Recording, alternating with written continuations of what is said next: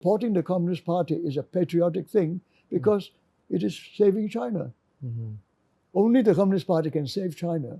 So saving the Communist Party is the most patriotic thing to do. The Pacific War ended and Japanese territories under Taiwan, at that time run by Taiwan, all that was to be returned to China. And the Japanese had absolute control over the South China Sea. It was a Japanese lake for 3.5 years at that time.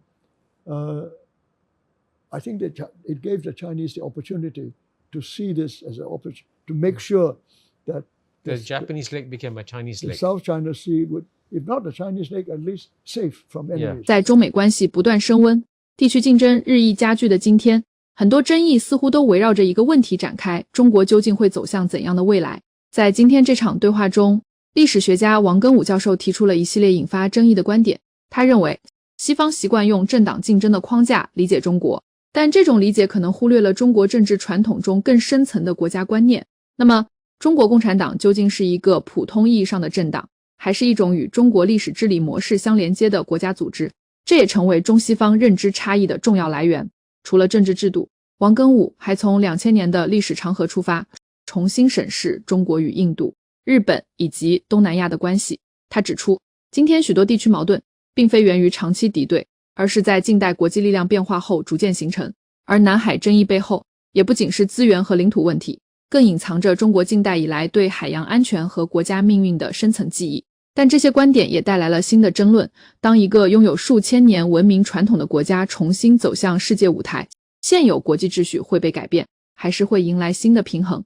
接下来，让我们一起听听王赓武教授是怎么说的。And I'm going to start off by asking you, Gang-Wu, a question starting in the domestic dimension. Because clearly, one of the critical sources of misunderstanding between United States and China is about the role of the Chinese Communist Party and about its future.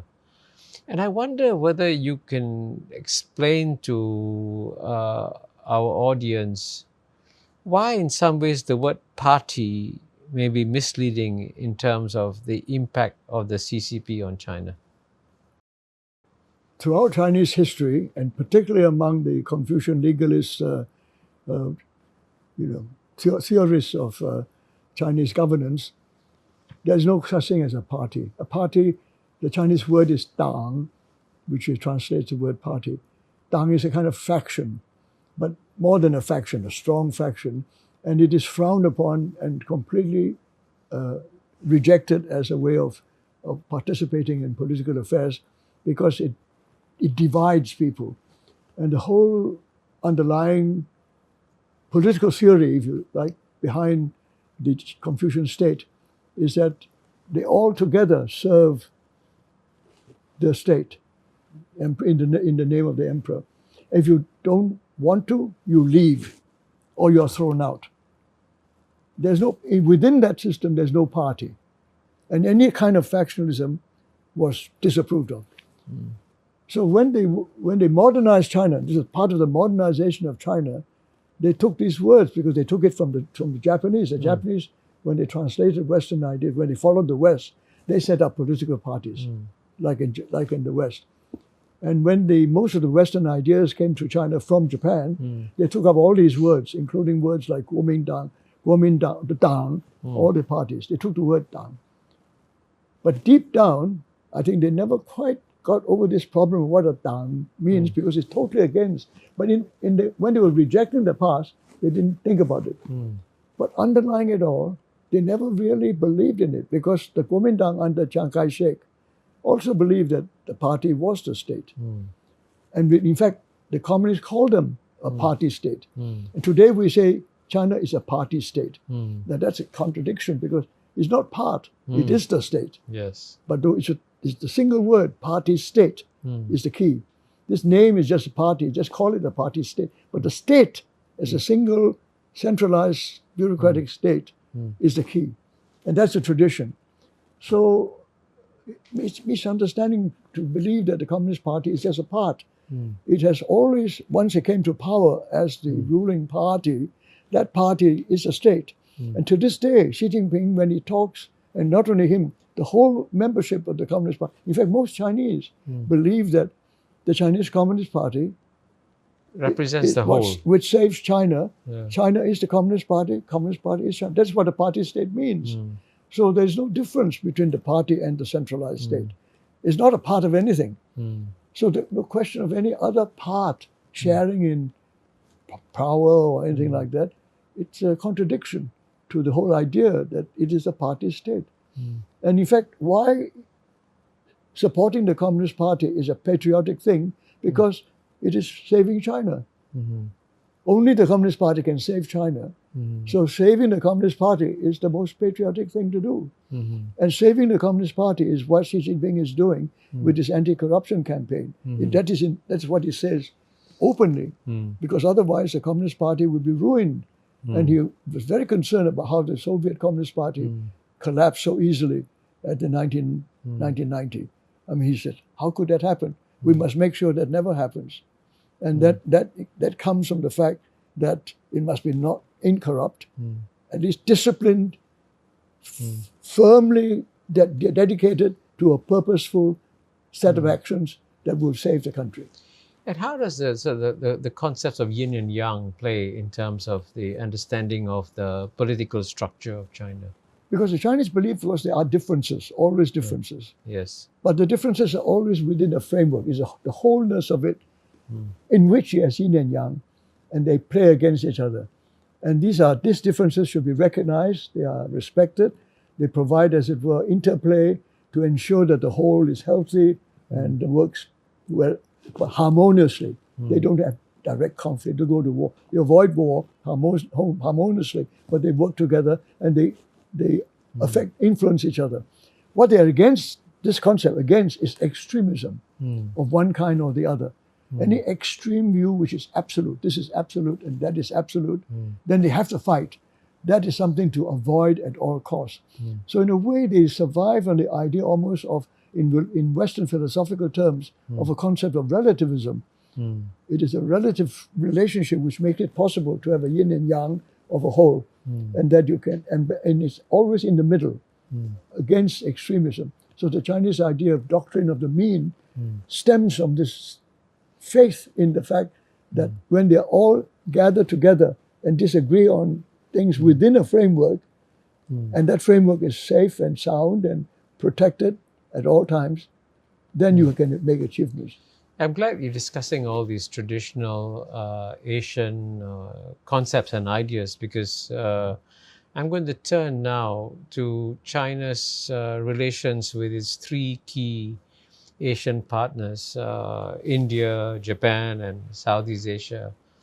And I wonder if you could sort of very briefly, let's start with India and talk about, how is it that these two countries have in general lived at peace with each other for most of the past 2,000 years? Indeed, the scholars collaborated, as you know, in Nalanda University, a project that you were involved with.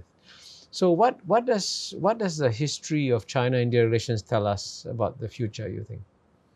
I think what it tells us is that when the relationship was never based on political power or the search for power or dominance of any kind, but really based on trade, when there was trade, and on interchange of ideas. And in this case, it was a change of ideas coming from India to China. Very few ideas came from China to India, as far as I know. But the Buddhism and a whole related set of ideals which are at the heart of what is the Hindu spiritual tradition, when they were brought to China, the China was so taken by it that they actually looked upon India as the Western heaven. That's a Tianxia by itself. It's a heaven by itself. And all the devoted Buddhists in China, and we are talking about probably the large proportion of the Chinese people were Buddhists in one way or the other. In their Buddhist context, they will always recognize India as the Western heaven. And that's where wisdom came from. And Buddhism manifested itself in China, and the Chinese accepted that. They reinterpreted it in some ways, but in a way we made them more comfortable, but they accepted it almost wholly. And so India was always a kind of mystical, wonderful place for a long time. But there were no other political relationships with India. because India has other concerns. India's concerns were mainly with the West. That's Their right. problems with really was Afghanistan and Mughals. and Persia Yes. and Central Asia, the Turco-Mongol, the Mongols and so on. So they nothing to do with China. And whatever there was to do with China was trade by sea. The Indians came to sea to southern coast of China, and Chinese went to India for trade, in South India particularly. And that was peaceful, always peaceful. So no political relationship. They were fine for 2,000 years. Where did the political relationship come from? It came from the East India Company in Bengal wanting to trade with Tibet. I mean, when people like Hastings, and after that, all the way for a whole century, until the young husband actually sent an army to Lhasa. And that, all that, Bayonets to Lhasa is a famous book on that. So this was a different relationship when the British were thinking about how imperial India could somehow have a special relationship with Tibet. And in particular, they were fearful of the Russians reaching Tibet, coming in from Turkestan. And the Russians had an advantage because it was much easier to get from Turkestan to Tibet because there were no Himalayas. Whereas the Himalayas was a major obstacle. Yes. So they didn't want the Russians to have that advantage. And one of the most interesting results was the British found it in their interest to recognize Qing sovereignty. And they use the word suzerainty, but they now agree that there's no real difference between suzerainty and sovereignty. They recognize Qing suzerainty over Tibet in order to keep the Russians out, because by so doing, then the Russians must deal with the Qing on any matters pertaining to Tibet. And that protected Tibet from the Russians. And so the British actually supported China, Qing China, where Tibet was concerned, by using this vague word suzerainty, which nobody was very clear about at the time. But in the meantime, of course, there were others who believed that Tibetans should have had an independent existence. So there were shades of disagreement about what that meant. But what they left behind was really a question of drawing the borders between British India and Qing China. And then you have the famous the debates that ended up with the McMahon line and all that. The details are very complicated, but the net result was finally India and China had a political border problem, which they never had before. And that's the source of all the problems thereafter. That's true. And as we know, that border problem has become quite serious. But I hope that India and China will bear in mind their longer history. But this is actually the only real issue between India and China. That is really difficult. There are no deep divisions. And of course, I'm going to turn very quickly now and ask you whether if the Chinese regarded India at one point as the Western heaven, did they ever regard Japan as the Eastern heaven? On the contrary, I have to say, the Chinese regarded the Japanese as very peripheral to their interests. And Japanese never troubled the Chinese anyway. They had their own problems and they minded their own business. And when the Japanese learned about Chinese civilization, and in particular learned Buddhism through the Chinese, they were equally impressed with Buddhism. And they were in fact much more devoted Buddhists and probably more genuine Buddhists than most Chinese, even today. And they then took a lot of Chinese values and culture from China, including Buddhism, Confucianism, and the Chinese idea, the Chinese emperor, Chinese state. All that was influential in Japanese development. But Japan had its own political culture. The kind of feudalism which the Japanese have is different from the feudalism that the Chinese had, because that feudalism actually gave the feudal lords real power, because the emperor did not have power. He was really a kind of god. But the Chinese idea of the emperor was he was a semi-god, but with political power, with armies, his own army. The emperor in Japan never did. So that political difference was very, very important. That gave the Japanese a different sense of political participation in the political process, because they were not under one emperor control. Every feudal lord has his own territory. And that, I think, cultural difference remained, and the Chinese never really understood that. And the Japanese didn't want the Chinese system in its purer form, and they took what they wanted and rejected what they didn't want. So that relationship was cool as long as the Chinese tributary system was something the Japanese rejected. They never joined it. But when the Chinese took it, every time the Japanese sent any envoys to China, they took it as part of the tributary system, but the Japanese never acknowledged it because their emperor was equal of China's emperor, if not better.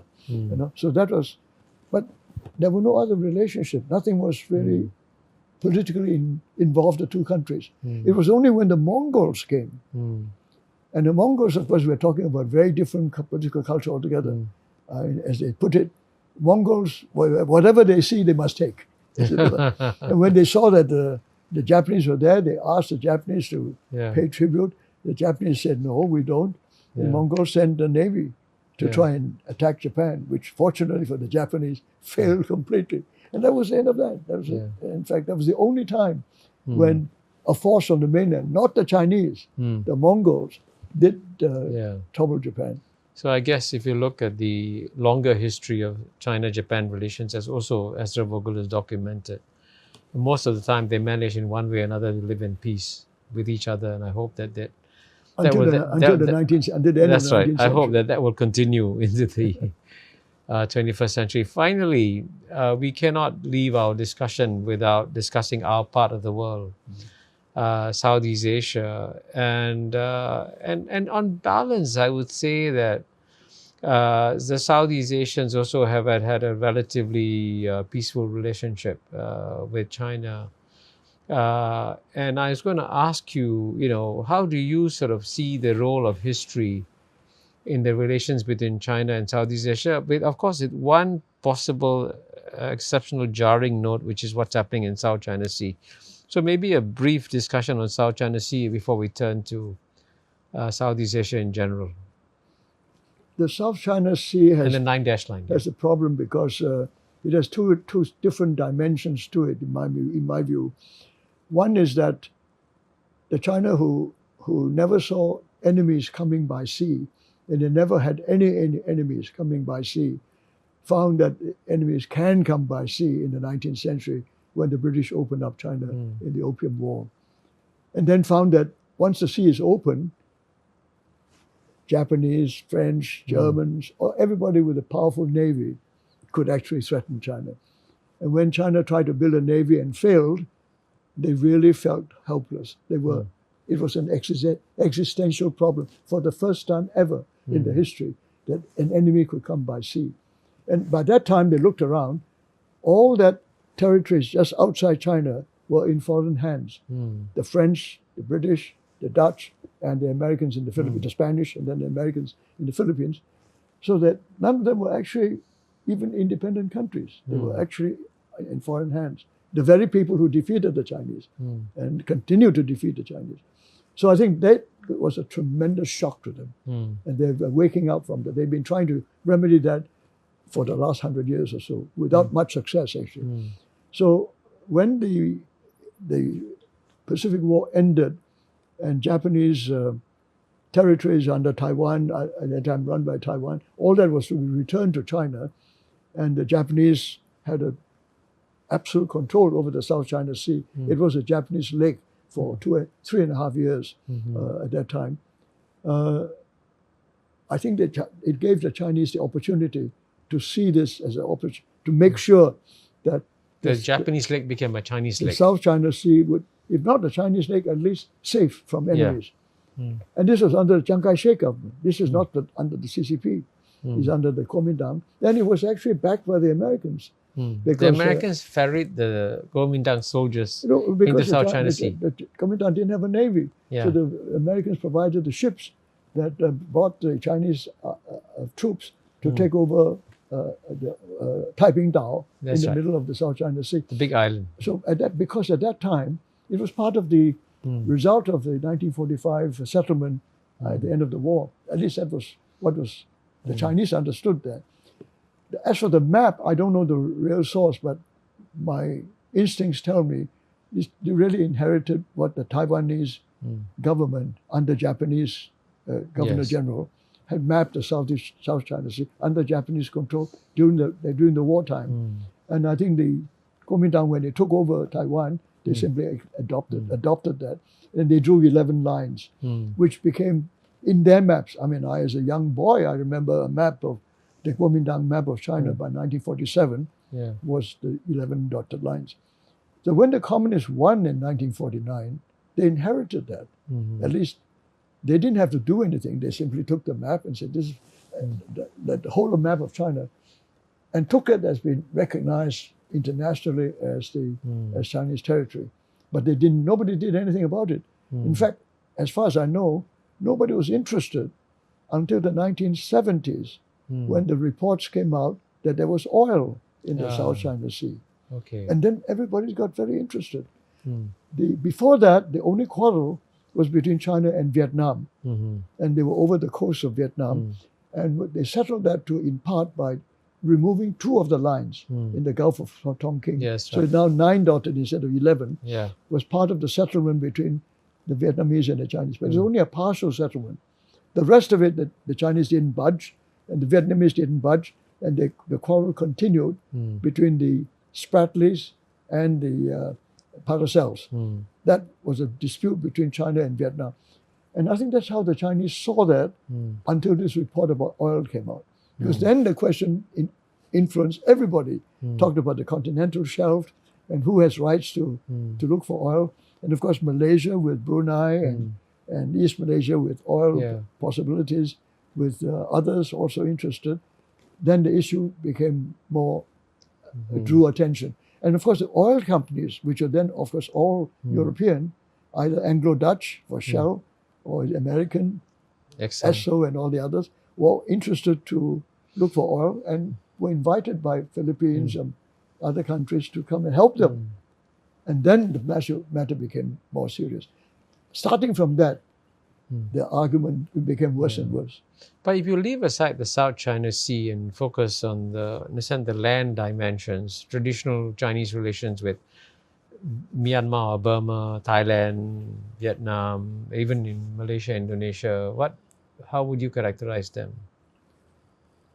Throughout Chinese history, China paid very little attention to this region. Only the traders came down. And the traders were, in fact, the main pioneers of the trade were really the local people. I mean, people of Malaya-Polynesian stock who were great sailors.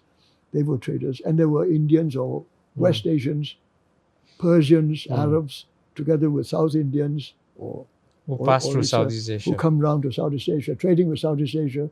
To them, of course, it was also a regular trade, ancient, very ancient trade, and continuing to China, even to some of them reaching Japan, but mostly to China, was quite a natural thing. And that was going on all the time. The initiative came really more from the West. But Chinese got more and more interested as southern China became more and more populated, and more people got into the maritime trade. So it was really a trading thing as far as the sea was concerned. As far as the land was concerned, they were difficult terrain, not good for agriculture. The Chinese weren't terribly interested. There were all kinds of tribal people whose descendants are still there. The Miao and the Lao and the Liao, also the Yao, also different tribes in Guizhou, Guangxi, and Yunnan, these southwestern provinces, which are now part of China, were actually populated by the same population of people in Vietnam, in Myanmar, and Thailand today. They're all more or less related. And in fact, if you look back, the ancestors of the Burmans and Thais actually came down from Yunnan and Guangxi, when they came down. And only the Khmers of the ancestors of the Vietnamese and the Mon Khmer side were really ancient occupants of the mainland Southeast Asia. The Thais and the Burmans really were latecomers. So when you bear that in mind, the land relationship was always caught up with the whole question of how the mountain, lowland people and the upland people got along with each other, how they traded and how they fought over valleys and so on. But they were not major battles. They were all tiny battles on the frontiers. The Chinese state was never really interested. So that's how the back history. The story began to change again because of the Mongols. I keep on bringing the Mongols, but they were a wonderful bunch of conquerors. If you want to look at conquering people, the Mongols were number one. And when they conquered China, they conquered part of their army came through Yunnan to conquer Song China, and they stayed. The Mongols took over Yunnan and they made it a province of the China. And so when the Mongols were driven out, the Ming dynasty had a decision to make. Do they take Yunnan or not? And they decided otherwise they'd be threatened by the Mongols. So they took Yunnan. So it was that way that Yunnan became part of China.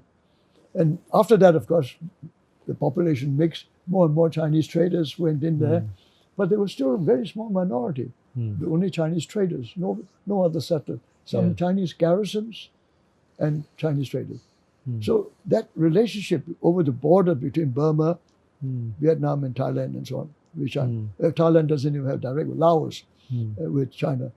They're all the similar people with a very ancient, complex relationship with the Chinese state, but nothing very serious until again modern times. 回顾这场对话，王赓武教授试图从历史深处解释今天世界对中国的诸多疑问，从中国政治模式的形成，到与印度、日本以及东南亚数千年的交往，再到南海争议背后的历史因素。他提出了一个重要观点，理解一个国家的未来，不能脱离它的过去。但这场讨论也留下了更多值得思考的问题。中国的发展道路究竟是传统文明的延续，还是现代世界中的一种新模式？外界对中国的判断，到底是因为不了解，还是源于不同价值体系之间的碰撞？当中国重新走向世界舞台中心，未来的国际秩序又会发生怎样的变化？那么，你如何看待王赓武教授的这些观点？到底是中国改变世界，还是被世界改变？欢迎在评论区分享你的看法。